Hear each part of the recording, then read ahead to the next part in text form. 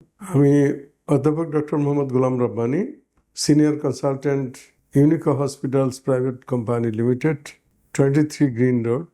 আমরা আজকে আলোচনা করব পারিবারিক কলহ, বিশেষ করে স্বামী স্ত্রীর মধ্যে যে কলহ বা অসন্তুষ্টি, তার পরিণতি এবং এটি কিভাবে আমরা এই অবস্থা থেকে উত্তরণ করতে পারি বা আমরা ভালো হতে পারি, ভালো থাকতে পারি, জীবনটাকে সুন্দর এবং মধুময় করতে পারি।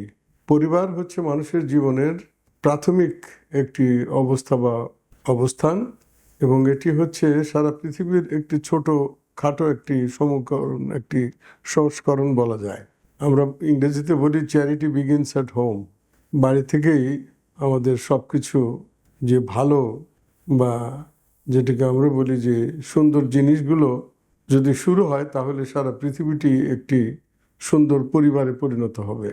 এবং এই জায়গাটাকে সুন্দর করার জন্য যুগে যুগে বিভিন্ন সমাজে, বিশেষ করে আমরা যারা সমাজ বিদ্যা নিয়ে কাজ করি, মানসিক স্বাস্থ্য নিয়ে কাজ করি, তারা আমরা দেখি যে পরিবার হচ্ছে মানুষের জীবনের সবচেয়ে বড় একটি জায়গা, যেখান থেকে আসলে শান্তির বার্তা প্রবাহিত হয় এবং পরিবার থেকেই সারা পৃথিবীর যে সমাজ ব্যবস্থা এটি সুন্দর হতে পারে। আমরা যদি ধর্মের দিক থেকে দেখি, তাহলে এখানেও পরিবারকে সুন্দর করার কথা বলা আছে। যারা সমাজ নিয়ে গবেষণা করেছেন তারা দেখেছেন সেই দেশটি অনেক সুন্দর যে দেশের মানুষগুলো অনেক সুন্দর এবং সুস্থভাবে বসবাস করে। আমরা একজন মানুষের সুস্থতা বলতে তার শারীরিক, মানসিক এবং সামাজিক সুস্থতা বলি। এবং মানুষ যে রোগাক্রান্ত হয়, এই রোগ ওই তিনটি জায়গাতেই হয়ে যায়। শারীরিক রোগ হয়, মানসিক রোগ হয় এবং সামাজিক রোগ বা সামাজিক অবক্ষয় হয়। এবং একটি আরেকটির থেকে আলাদা নয়। একটি জায়গাতে যদি সমস্যা শুরু হয়, তাহলে এটি সব জায়গায়কে আঘাত করে এবং সমাজ পরিণত হয় একটি অশান্তিময় পরিস্থিতির। তো যার জন্য আমরা যদি শারীরিকভাবে, মানসিকভাবে এবং সামাজিকভাবে সুস্থ থাকতে চাই, তাহলে পরিবারকে সুস্থ রাখতে হবে। বিশেষ করে আমরা যখন বিবাহ জীবনে আমরা শুরু করি বা আবদ্ধ হই, সেখানে একজন স্বামী এবং একজন স্ত্রী দুইজন দুটি পরিবার থেকে আসে এবং এই দুইটি পরিবারের তাদের যে শিক্ষা, ধর্মীয়, সামাজিক, মানসিক এবং অনুভূতির যে দিকগুলো, এগুলোই কিন্তু বহিঃপ্রকাশ ঘটে। তবে সমাজশাস্ত্র বলে যে আমরা যখন দুজন মিলে একটি পরিবার শুরু করি, তখন আমাদের একটি উদ্দেশ্য থাকে যে শান্তিময় একটি পরিবেশ, শান্তিপূর্ণ সহ অবস্থান, একজনকে আরেকজনের অধিকারগুলো সংরক্ষণ করা এবং ভালোবাসায় ভরিয়ে দেওয়া। এবং এখানে যে খারাপ জিনিসগুলো যেগুলো মানুষের মনকে, সমাজকে দূষিত করে, সেই হিংসা, বিদ্বেষ এবং আচরণ, অর্থাৎ মানুষের মুখ দিয়ে কিন্তু কথাগুলো বের হয়। এবং আমরা বলি যে মানুষের মুখের কথার অনেক বেশি দাম। এই যে মানুষের সঙ্গে মানুষের যে আচরণ, এটির বহিঃপ্রকাশ ঘটে তার কথাবার্তার ভিতরে। এবং এই কথাবার্তাগুলো যত সহজ, যত সরল, যত বুদ্ধিদীপ্ত এবং যত মধুর হবে, পরস্পরের সঙ্গে পরস্পরের সম্পর্ক তত সুমধুর হবে। কেন পরিবারে অশান্তি বা কলহ সৃষ্টি হয়, আমাদেরকে আরও অনেক পিছনে তাকাতে হবে। আমি আগেই যে বলেছি যে দুজন মানুষ দুটি পরিবার থেকে এসে আমরা সমাজকে, ধর্মকে, পরিবারকে এবং আমাদের যে কৃষ্টি কালচার, এটিকে স্মরণ করে, এটিকে ধারণ করে, এটির প্রতি শ্রদ্ধা রেখে আমরা সংসার জীবনটাকে শুরু করি। এবং ছোটবেলায় আমরা পুঁথিতে পড়েছি সংসার সুখের হয় রমণীর গুণে। এখানে রমণীকে এককভাবে বলা হয়েছে, কিন্তু আসলে দুজনেরই সমান সমান দায়িত্ব থাকতে হয়। একটি সন্তানকে মানুষ করতে গেলে যখন আমরা বিবাহ বন্ধনে আবদ্ধ হই, তখন আমাদের কতগুলো উদ্দেশ্য থাকে।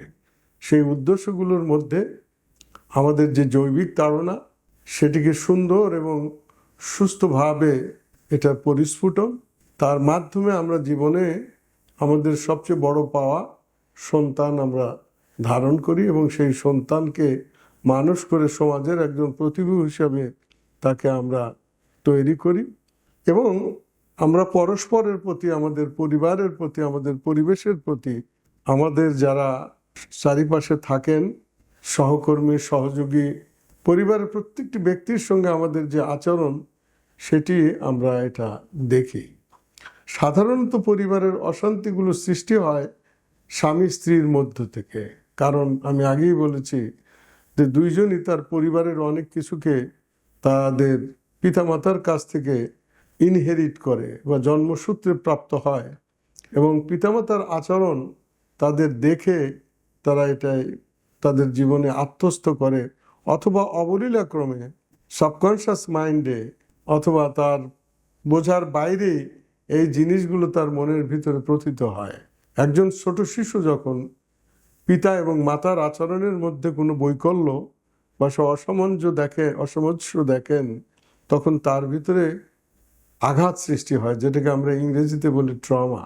এই আঘাত মনের গহীনে থেকে যায় এবং এগুলো তার পরবর্তী তার জীবনে যখন সে বলতে শেখে, করতে শেখে এবং বন্ধুত্ব থেকে শুরু করে পরিবারের প্রত্যেকটা জীবনে, তার স্কুল, কলেজ, বিশ্ববিদ্যালয়, পারিবারিক জীবন, ব্যক্তিগত জীবন, সামাজিক জীবন, এটা পরিস্ফুট হয়।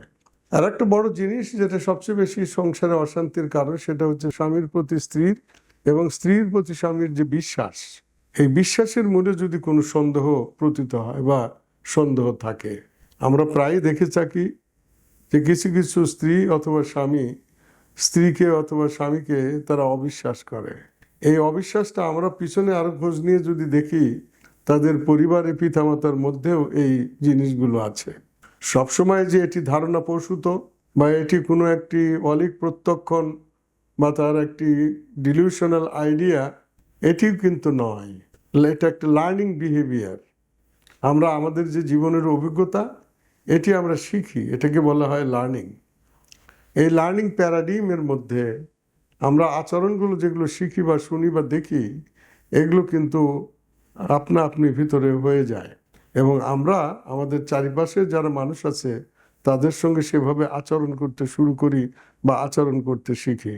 বাংলায় কথা আছে, সৎসঙ্গে স্বর্গবাস, অসৎসঙ্গে সর্বনাশ। মানুষ এভাবেই মানুষের সঙ্গে মিশে যদি আমি ভালো আমার ভিতরে তৈরি করতে ব্যর্থ হই, তাহলে যারা আশেপাশের খারাপ আছে তাদের থেকে যে জিনিসগুলো আসে সেগুলোই আমাদের ভিতরে কিন্তু চলে আসে। এবং এই যে পারিবারিক অশান্তি, যেটি আমি আগেই বলেছি যে আমরা সন্দেহ করি, আরেকটি বড় কথা হচ্ছে যে ইদানিংকালে আমাদের সমাজে অতি পরিচিত, সেটিকে আমরা বলি পরকীয়া। আমরা যারা ডাক্তার, যারা চিকিৎসক, যারা মানসিক রোগ বিশেষজ্ঞ, তাদের এই আলোচনার মধ্যে প্রায় দেখা যায় যে স্বামী স্ত্রীর যে গরমিল বা তাদের মধ্যে যে অশান্তি, যেটা আমি বলি ম্যারাইটাল ডিসহারমনি, এবং স্বামী স্ত্রীর মধ্যে যে অশান্তি, এটির অনেকগুলো কারণের মধ্যে এই পরকীয়া অন্যতম কারণ। আরেকটি কারণ অতি উদাহরণ, এটি খুবই বিশাল এবং ব্যাপক। সেটি হচ্ছে স্বামী অথবা স্ত্রী, বিশেষ করে স্বামী যদি মাদকাসক্ত হন।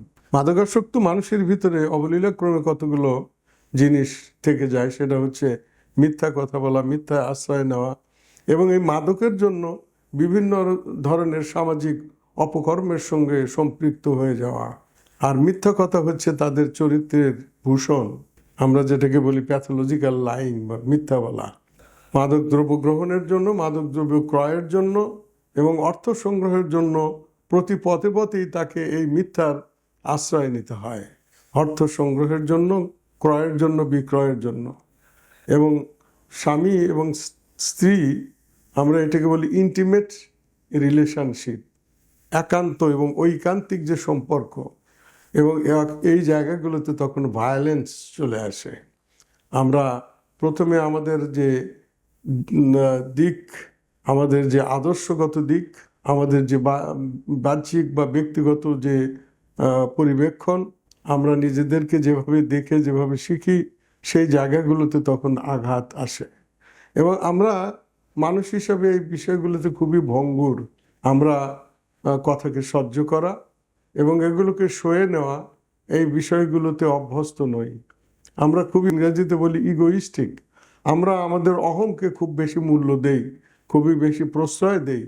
আমরা আমাদের বংশ কৈলিন্য, আমার ব্যক্তিত্বের যে অহমিকা, আমার যে লেখাপড়ার যে অহমিকা, আমার যে পারিবারিক বা সামাজিক যে বংশগত পরিচয়ের যে একটি দাম্ভিকতা, এই জিনিসগুলো আমাদের মধ্যে কথাবার্তায় চলে আসে। এবং আমি যে এই যে ইন্টিমেট রিলেশনশিপ হাজব্যান্ড এবং ওয়াইফের, এটার মধ্যে যখন খোঁচাখুচি শুরু হয়, একজন যখন একজনের দোষ ধরতে থাকি, কারণ আমরা যেহেতু সবাই সবার খবর জানি, আমার শ্বশুর বাড়ির সব খবর আমার জানা, আমার স্ত্রীরও আমার বাড়ির খবর তার জানা। এই যে জানা জিনিসগুলো, সেগুলোকে যেটা আমাদের ধর্মে এবং আমাদের সমাজতন্ত্রে বলা আছে যে এগুলো নিয়ে নাড়াচাড়া না করতে, এগুলোকে যত সুন্দরভাবে এটিকে সুন্দরভাবে সমাদৃত করে এটির সমাধান করা দরকার পরস্পরের কথাবার্তার মাধ্যমে এবং চুলচেরা বিচক্ষণ বুদ্ধিমত্তার কারণে। কারণ আপনি এই অসন্তুষ্টির জায়গাগুলো, যে সমস্ত জিনিসগুলো পচা কিংবা নোংরা, এগুলোকে যদি আপনি নাড়াচাড়া করেন, তাহলে এতে থেকে পুঁতিময় গন্ধময় জিনিস বেরিয়ে আসবে, যেটা আপনাকে আচ্ছন্ন করবে এবং আপনার চারিত্রিক অবক্ষয়কে আরও বেশি খোঁচা দিবে। এবং তখন আপনি আক্রমণাত্মক ভূমিকায় চলে আসবেন। প্রথমে আপনি তাকে কথা দিয়ে আঘাত করবেন, কথায় আঘাত হতে হতে আপনার শরীর চলতে থাকবে এবং আপনার মন মানসিকতা আচ্ছন্ন হয়ে যাবে। তখন আমাদের ভিতরে ইন্টিমেট রিলেশনশিপ ভায়োলেন্স, যার শরীরে যত শক্তি অথবা যে যেভাবে আরেকজনকে আক্রমণ করতে পারে, পদে পদে ক্ষতবিক্ষত করতে পারে, আমরা সেই অস্ত্রগুলো আমাদের ব্যবহার করা শুরু করি। ফলে কি হয়, আমাদের দুজনের যে সম্পর্ক, এই সম্পর্ক এমন একটি পর্যায়ে চলে যায় যে আমরা কেউ কাউকে দেখতে পর্যন্ত বা সহ্য করতে পর্যন্ত পারি না, একই বিছানায় কিংবা পাশাপাশি বসতে কিংবা ঘুমাতে পারি না। এবং আমাদের যে ঔরসজাত সন্তান, তাদেরকেও আমরা ওই সময় অবজ্ঞা করি এবং আমরা বুঝি না যে আমার পাশে যে শিশুটি 3 মাস, 5 মাস, 1 বছর কিংবা 2 বছর কিংবা 3 বছরের, তারা যে এই জিনিসগুলো বোঝে, তাদের মানসপটে যে আমাদের এই আচরণগুলো তাদের অনেক বেশি ক্ষতিগ্রস্ত করে, দূষিত করে, তাদের পরবর্তী জীবনের জন্য আমাদের মতো এরকম একটি মানুষে পরিণত হয়, একটি দানবে পরিণত হয়, মানুষের মানসিকতা পাশবিকতায় পরিণত হয়, এটাও আমরা অনেক সময় ভুলে যাই। এই ভুলার ফলে হয় কি, যে মানুষটি দুইজনের শপথ নিয়ে আমরা আমাদের ধর্মীয় এবং সামাজিক যে প্রেক্ষাপট, সেগুলোকে ধারণ করে যে উদ্দেশ্য নিয়ে আমরা জীবনটাকে শুরু করি, সেই উদ্দেশ্যগুলো তখন আমরা ভুলে যাই। আর এর মধ্যে যদি পরকীয়া কিংবা কারো যদি ইন্ধন, অথবা এটা আমাদের আত্মীয় পরিজনদের দ্বারা আমরা যদি এটিকে আরও বেশি প্রভাবিত হই এবং সেগুলোর মধ্যে যদি আমরা আমাদের প্রত্যেকেই যখন একজন সম্বন্ধে আরেকজনের মন্তব্য বা মতামত দেই, তার ব্যক্তিগত যে ভালো লাগা ভালো না লাগা, এই জিনিসগুলো কিন্তু বহিঃপ্রকাশ ঘটে। ফলে আমি আমার অজান্তেই আমার যে ইচ্ছাগুলো, আমার বন্ধু বা আমার সেই যে আমাকে বিশ্বাস করে তার মনের কথাগুলো বললো আমার কাছ থেকে উপকার পাওয়ার জন্য, তাকে আমরা বিষিয়ে দেই। ফলে এই অবস্থাগুলোতে উপকৃত না হয়ে বরং তারা আরও বেশি হিংস্র হয়ে পড়ে এবং জিঘাংসা প্রবৃত্তি তাদের মধ্যে জেগে ওঠে এবং এর থেকে দেখা যায় যে খুন খারাপি, ফৌজদারি মামলা এবং অবশেষে একটি অশান্তিময় অবস্থার সৃষ্টি করে। কাজে এটি নিরাময় হওয়া দরকার এবং নিরাময় হওয়ার জন্য আমাদের এই বিষয়ে যারা বিশেষজ্ঞ, তাদের সহযোগিতা একান্তই নেওয়া এবং কাম্য। এবং এই বিষয়ে আমি মনে করি যে যত দ্রুততার সঙ্গে, যত দ্রুত সম্ভব এই জিনিসটা করা উচিত। তাহলে এই যে পরিবারের যে ভঙ্গন কিংবা স্বামী স্ত্রীর যে ছাড়াছাড়ি বা বিচ্ছেদ বা ডিভোর্স, যে জিনিসগুলো আজকাল বিভিন্ন দেশে, বিভিন্ন সমাজে, বিভিন্ন পরিবারে যেটি একটি বিভীষিকার সৃষ্টি করেছে, সেই বিষয় থেকে আমরা নিজেদেরকে ভালো রাখতে পারি এবং একটি সুন্দর জীবনের আমরা সন্ধান পেতে পারি। স্বামী, সন্তান সবাইকে নিয়ে আমরা খুশি হতে পারি। এই যে পরিবার, এই পরিবারটি হতে পারে একটি শান্তির নীড় এবং এটি হতে পারে আমার সন্তানের জন্য ভবিষ্যতের একটি সুন্দর আবাসন, একটি আস্থার স্থল, যেখান থেকে আমার ছেলে নিজেকে একটি উন্নত মানুষ, একজন ভালো মানুষ হিসেবে চিন্তা করবে এবং সেই মানুষটি আমাদের একজন আর একজনের জন্য শান্তিময় পরিবেশ সৃষ্টি করবে এবং ভালোবাসা আলিঙ্গন করে তাদের নিজের জীবনকে সুন্দর করবে এবং তার সঙ্গে যারা মিশবে তাদেরকে সুন্দর করার চেষ্টা করবেন। আসুন আমরা এই বিষয়টিতে তৎপর হই এবং এই বিষয়গুলোর জন্য আপনারা জানেন যে সাইকিয়াট্রিস্ট আছে, ক্লিনিক্যাল সাইকোলজিস্ট আছেন এবং সাইকোলজিক্যাল সোশ্যাল ওয়ার্কার আছে।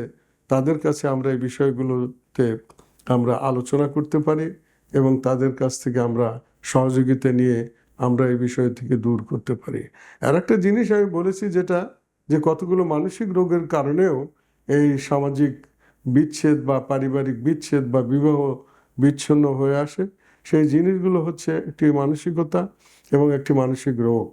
কারো ভিতরে যদি কোনো প্যারানয়েড পার্সোনালিটি ডিসঅর্ডার থাকে, অর্থাৎ অবিশ্বাস বা সন্দেহজনক বা সন্দেহ রোগ যদি থাকে এবং যদি প্যারানয়েড ডিসঅর্ডার, প্যারানয়েড ডিলিউশন অথবা প্যারানয়েড স্কিজোফ্রেনিক ডিসঅর্ডার, এই যে রোগগুলো, এগুলোর কারণেও কিন্তু অহেতুক স্ত্রীর প্রতি স্বামী এবং স্বামীর প্রতি স্ত্রীর যে সন্দেহ এটি হয়ে থাকে এবং বিভিন্ন ধরনের অকাট্য যুক্তি সামনে দাঁড় করায় এবং এটি চিকিৎসাযোগ্য একটি রোগ।